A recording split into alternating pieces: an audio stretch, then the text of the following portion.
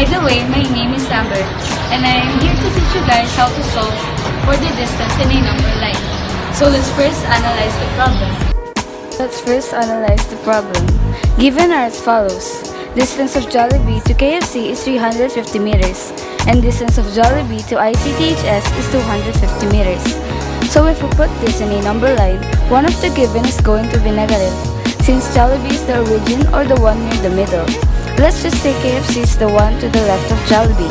So the value of the distance between KFC to Jollibee is now negative 350 meters.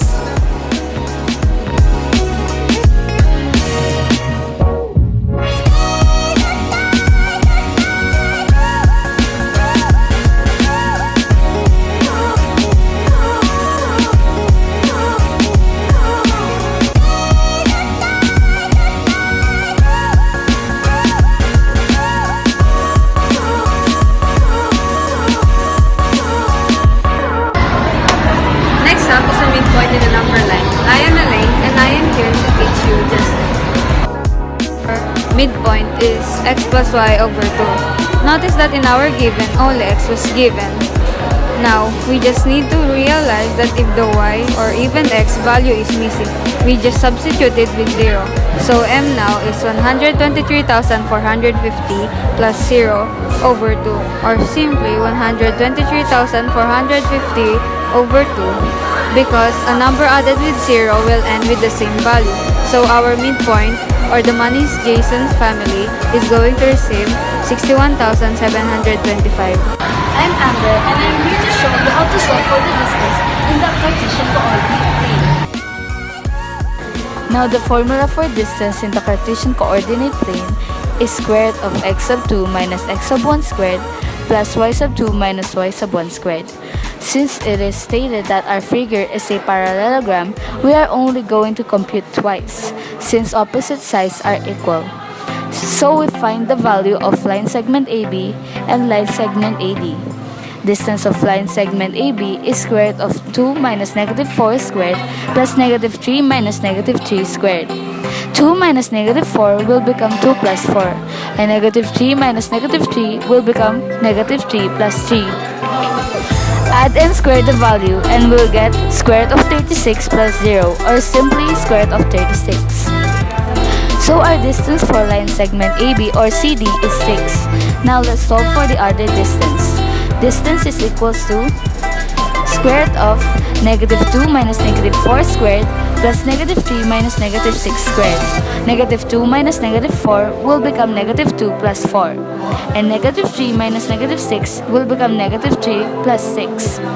Distance is now square root of 4 plus 9, or simply square root of 13, because the factor of 13 does not have a perfect square.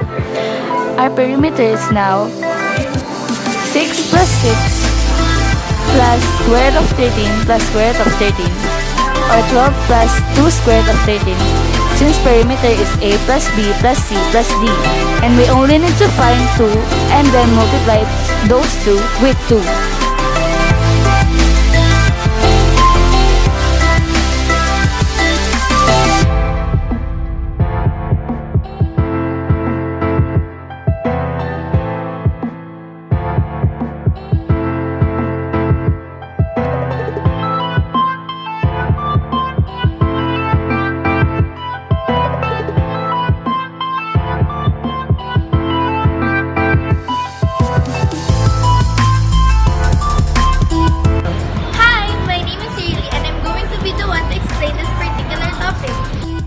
Now, the formula for the midpoint, we just find the average of x sub 1, x sub 2, and y sub 1, y sub 2. So, we add x sub 1 and x sub 2. Negative 3 plus 5, which is 2, and y sub 1 and y sub 2, 3 plus 3, which is 6. Then divide both with 2, which will give us midpoint equals to 1 and 3.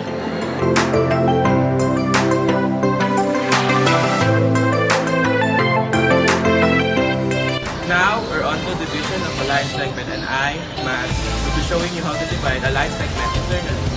If we are talking about dividing internally, we are looking for the x sub p and y sub p, the coordinate of the point that divides the line segment into a specific ratio. Let's get started. Now the formula for x sub p is m x sub 2 plus n x sub 1 over m plus n. Our ratio is 1:3. So we just substitute the values, then proceed with basic math. Math is so easy. So x sub p is 1 times negative 2 plus 3 times 3 over 1 plus 3. Or it's just basic, negative 2 plus 9 over 4. Just keep simplifying. X sub p is now 7 over 4 or 1 and 3/4.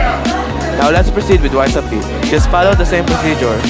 1 times 3 plus 3 times negative 2 over 1 plus 3 or 3 plus negative 6 over 4.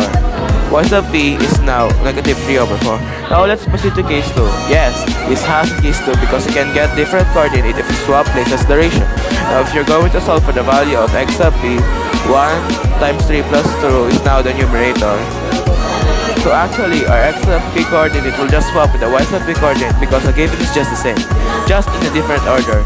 So x sub p now is 1 times 3 plus 3 times negative 2 over 1 plus 3 or 3 plus negative 6 over 4 or simply negative 3 over 4, and y sub p is now 1 times negative 2 plus 3 times 3 over 1 plus 3 or negative 2 plus 9 over 4 or simply 7 over 4, or if you want mixed fraction we can proceed with 1 and 3/4.